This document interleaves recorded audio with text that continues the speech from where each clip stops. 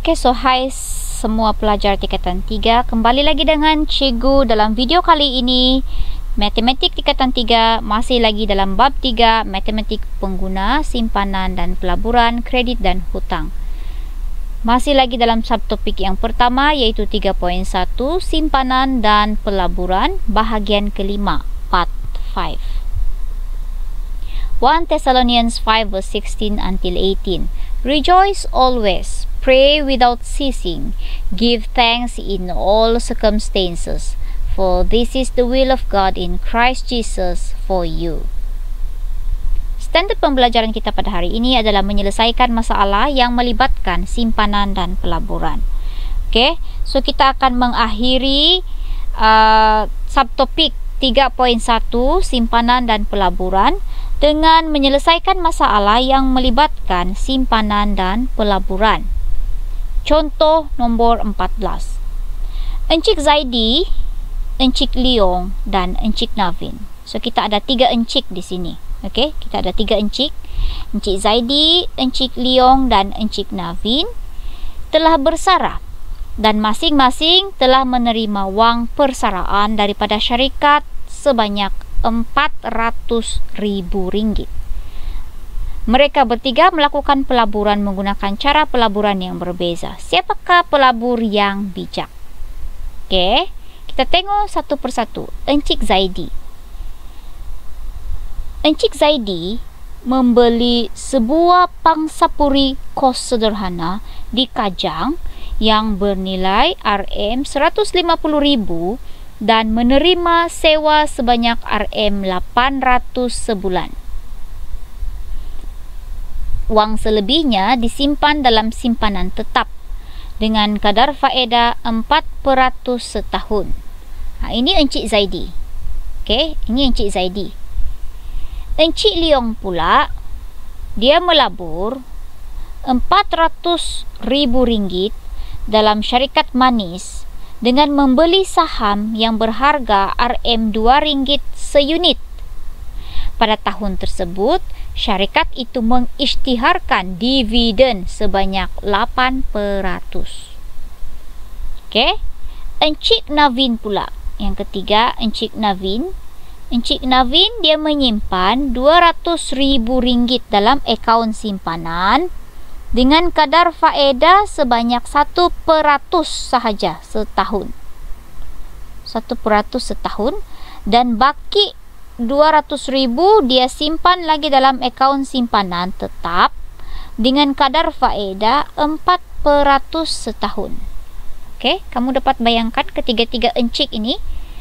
Okey, kita dapat bayangkan Encik Zaidi dia beli pangsapuri bernilai RM150,000. Okey, pada asalnya Encik Zaidi, Encik Leong dengan Encik Navin ini semuanya mempunyai RM400,000. Encik Zaidi ada RM400,000.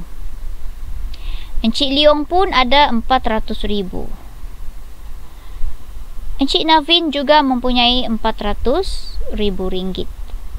Okey, Encik Zaidi dia beli pangsapuri bernilai RM150,000. Lepas itu dia kasih sewa. Dia beli kemudian dia sewakan kepada orang lah. So dia akan menerima sewa itu sebulan RM800. Kemudian yang lebih daripada wang lebihan tadi, RM400,000 tolak RM150,000 itu, dia simpan dalam bank, iaitu dalam akaun simpanan tetap. Dengan kadar faedah bunga dia dapat adalah 4% setahun. Encik Leong pula, dia terus membeli saham sekaligus. Daripada RM400,000 dia terus sekaligus beli saham di sebuah syarikat manis dengan berharga RM2 seunit harga saham itu. Dan pada tahun tersebut syarikat itu telah mengisytiharkan dividen sebanyak 8%. Okey, dividen sebanyak 8%, keuntungan 8%. Okey. Manakala Encik Navin dia simpan. Dia tidak melabur, dia tidak membeli. Dia simpan, kedua-duanya dia simpan, iaitu separuh daripada RM400,000, iaitu RM200,000. Dia simpan dalam akaun simpanan kadar faedah 1% setahun. Dan 200,000 lagi dia simpan juga dalam akaun simpanan, kadar faedah 4% setahun. So, soalannya, siapakah antara ketiga-tiga ini yang paling bijak? Okey. Penyelesaian. Kita lihat kepada Encik Zaidi. Encik Zaidi terlebih dahulu.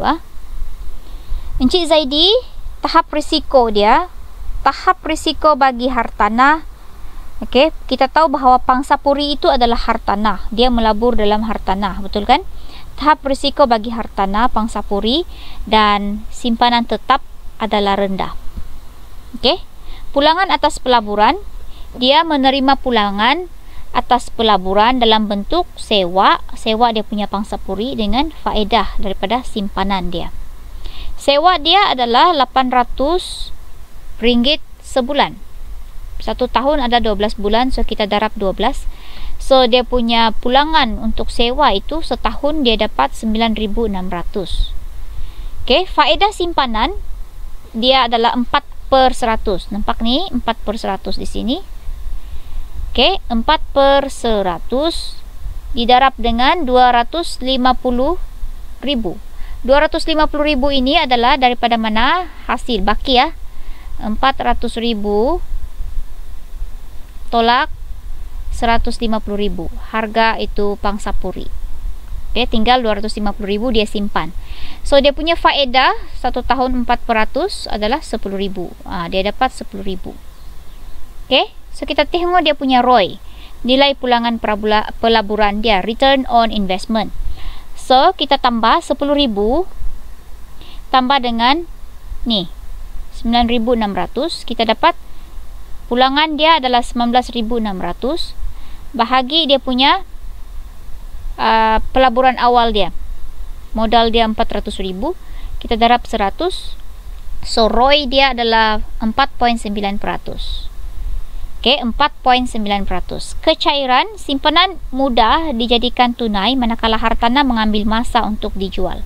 Itu adalah liquidity ataupun kecairan dia. Okey, ini untuk Encik Zaidi. Encik Zaidi ROI 4.9%. Kita tengok Encik Leong. Encik Leong, kita lihat kembali Encik Leong dia melabur sekaligus ke dalam syarikat manis, saham berharga RM2 seunit. Dividen 8% pada tahun itu. So ini adalah tahap risiko dia adalah tinggi. Okey. Pelaburan dia ini dia memilih risiko tinggi. Kita tengok pulangan atas pelaburan dia. Okey. Pulangan atas pelaburan dia menerima dividen dan bonus bergantung pada prestasi syarikat yang dia labur. Jika beliau menjual saham, belum pasti beliau akan dapat menjual saham tersebut pada harga yang lebih tinggi berbanding dengan harga pembeliannya. Sebab itu tahap risiko dia adalah tinggi. Hal ini bergantung kepada keadaan ekonomi dan prestasi syarikat saham pada ketika itu. So dividen dia pada tahun itu ini 400,000 yang dia labur tu kita darab dengan 8%. Ni 8%. Dapat dividen dia, Encik Leong dapat RM 32,000. 32,000 sahaja. Okay, so ROI dia, return on investment, pulangan dia 30,000 bahagi dengan dia punya modal asal, jumlah pelaburan dia 400,000, darab 100, 8% sahaja dia punya return on investment ROI. So kecairan bagi ini adalah sederhana. Kecairan adalah itu mudah atau tidak untuk jadi cash money, sederhana sahaja. So nampak Encik Leong punya return on investment, nilai pulangan pelaburan 8% sahaja. Encik Navin kalau kita lihat semula Encik Navin di sini dia menyimpan 200,000, dia simpan, dia tidak melabur. Dia simpan 200,000 dalam akaun simpanan, kadar faedah 1%, kemudian dia simpan lagi 200,000 dalam akaun simpanan tetap dengan kadar faedah 4% setahun. Dia tidak ada melabur. Okey, dia cuma menyimpan. So kita tengok Encik Navin, risiko dia adalah rendah. Okey, risiko dia adalah rendah. Pulangan atas pelaburan dia cuma menerima pulangan dalam bentuk faedah sahaja sebab dia cuma menyimpan duitnya, dia tidak melabur. Okey. So kita lihat faedah simpanan dia 200,000 dia simpan dalam akaun simpanan, dan dia punya faedah, kadar faedah cuma 1%. Kita darab dengan 1/100, 2,000 sahaja pulangan dia. Okey. Kemudian faedah dia dalam simpanan tetap dia 200,000 juga dia simpan, kita darab dengan 4%. Okey, 4% dapat 8,000. So kita tengok dia punya nilai pulangan pelaburan ROI. Dia 2,000, kita tambah 8,000, so pulangan dia 10,000. Kita bahagi dengan pelaburan, jumlah pelaburan lah kan yang dia simpan tu. Duit asal dia 400,000. Darab 100, dia punya ROI adalah 2.5%.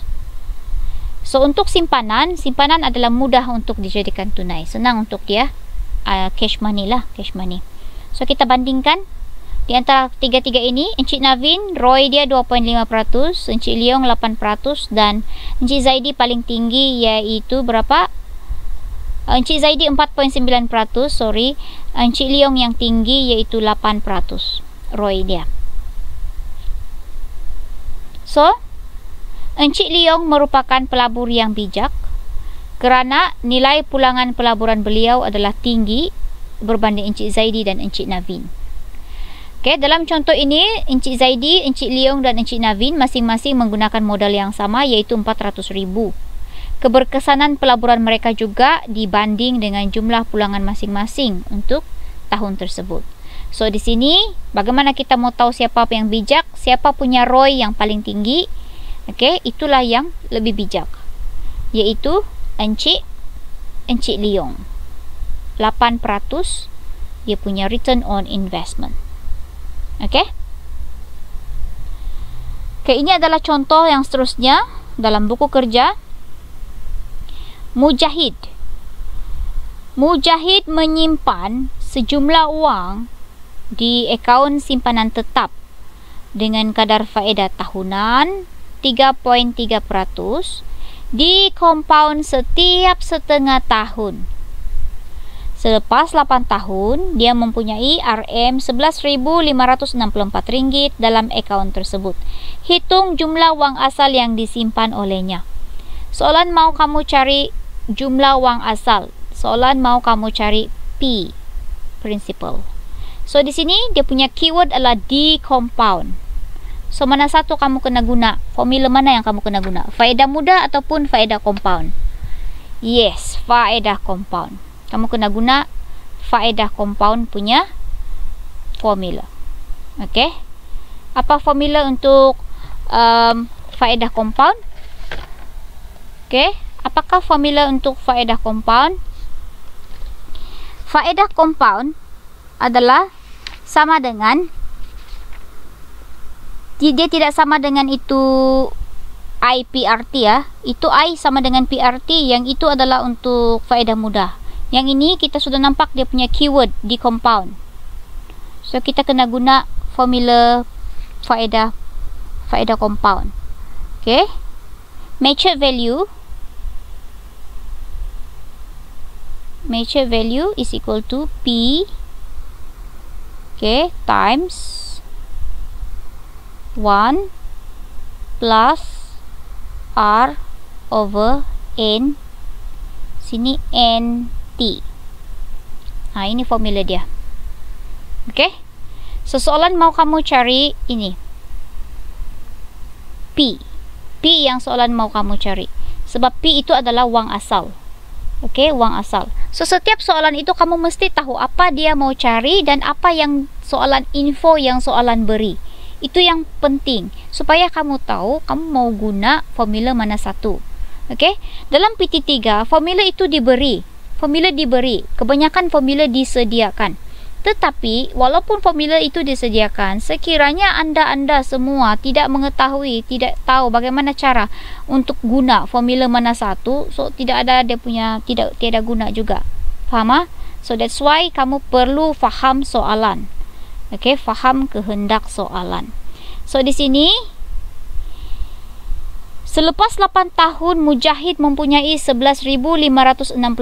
Ini adalah mature value. Selepas 8 tahun, dia ada duit 11,564. So, itu adalah MV. So, MV memang ada. Okay, MV memang ada. So, kalau MV ada, okay, kita tukar warna pen. Ni, MV sudah ada. Ini. Okay, MV ada. Kita masukkan nilai MV. Okay, ini MV. Kemudian P yang kita mau cari. Soalan mau cari P. P itu kita letak X lah di sini. X. 1 ini memang dalam formula. Ini adalah R. R. R di sini adalah ini. 3.3%. So, kamu bahagi sedia 3.3/100. Kamu tekan sedia kalkulator. Kamu dapat 0.033. Tukar sedia dalam bentuk perpuluhan. Kemudian di sini ini 2, ini adalah N. Masih ingat apa itu N? N itu adalah berapa kali di compound dalam 1 tahun. So di sini di compound setiap setengah tahun. Setengah tahun itu bersamaan dengan 6 bulan. Okey. So 1 tahun ada 12 bulan. 12 bahagi 6 kita dapat 2. So N kita 2. Okey. So N kita 2 di sini. So yang di sini NT. N darab T. So N kita adalah 2. T kita tahun 8 tahun. So masuk sini 8. Okey. So selesaikan. Sini salin balik. Selesaikan yang dalam kurungan, kasih kuasa dengan berapa? 16. Kuasakan dengan 16. Okay, so kita dapat 1.0165 kuasa 16. Okay. So macam mana kita mau cari nilai X di sini? X kita pindahkan ke kiri. Yang 11,564 kita bahagi dengan ini. 1.0165 kuasa 16. Dapatlah nilai X. So X di sini kita dapat 8,900. So dia punya prinsipal ataupun wang asal yang disimpan oleh Encik Mujahid. Adakah ini Encik? Ya, Encik Mujahid. Yakin saja dia memang Encik. Okey. Adalah sebanyak 8,900 ringgit. Wang asal P prinsipal. Okey. So itu sahaja. Sila buat latihan untuk menyelesaikan masalah yang melibatkan simpanan dan pelaburan. Okay. So 1 Thessalonians 5 verse 16 until 18. Rejoice always, pray without ceasing, give thanks in all circumstances, for this is the will of God in Christ Jesus for you. Rejoice always. Thank you, class.